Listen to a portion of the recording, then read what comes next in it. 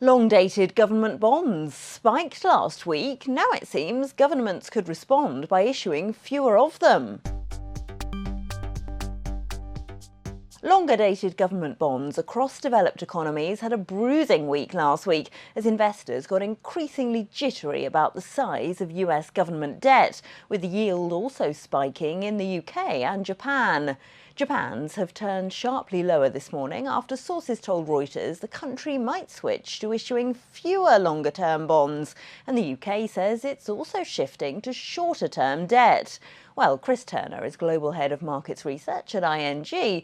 Chris, what have fixed income markets been telling us then over the last week? Yeah, I think they're very much concerned about the size of the government deficits. And I think this is largely being led by the US, where we have a new big, beautiful bill going through Congress, which perhaps could add another $3 or $4 trillion to the US debt load over the next 10 years or so.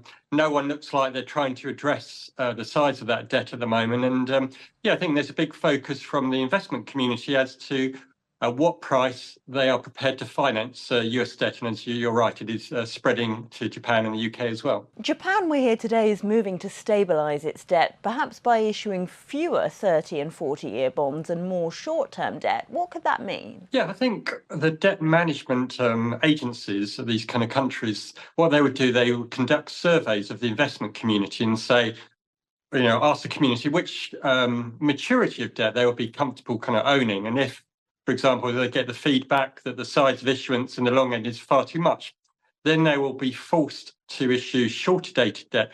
Remember, though, this is just a quick fix. And in a way, with more frequent refinancing of debt with shorter durations, it's actually creating some problems for the future. So it may be a temporary fix, but I think very much a quick fix as well. Is that a risk then if governments with high debt, such as the US and indeed Britain, expose themselves to more fluctuations in yields? I think it would do. I think particularly in the US, particularly if you've got a lot more shorter dated issue, indeed very shorter dated and down to less than 2 years and into bills. And I think they have been doing that as well.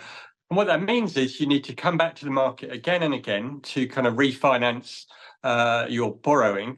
And that leaves you open to, for example, if something has gone wrong, if there's been a weak period of growth, for example, if the budget deficit, for whatever reason, has grown, you're then more subject to those tougher conditions of those times. So ideally, you'd like to finance long dated, but I think at the moment, governments are being forced to issue shorter dated. Across the wider market, Chris, we're seeing some of last week's nervousness get shrugged off today after President Trump put tariffs on Europe on hold.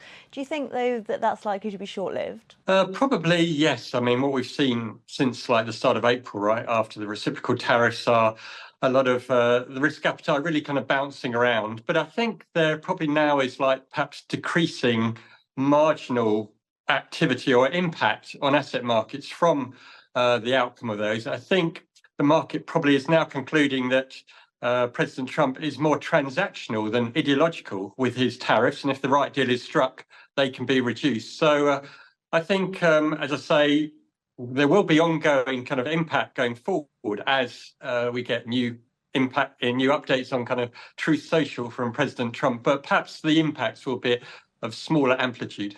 That was Chris Turner of ING. Don't forget, you can watch more videos on Reuters.com.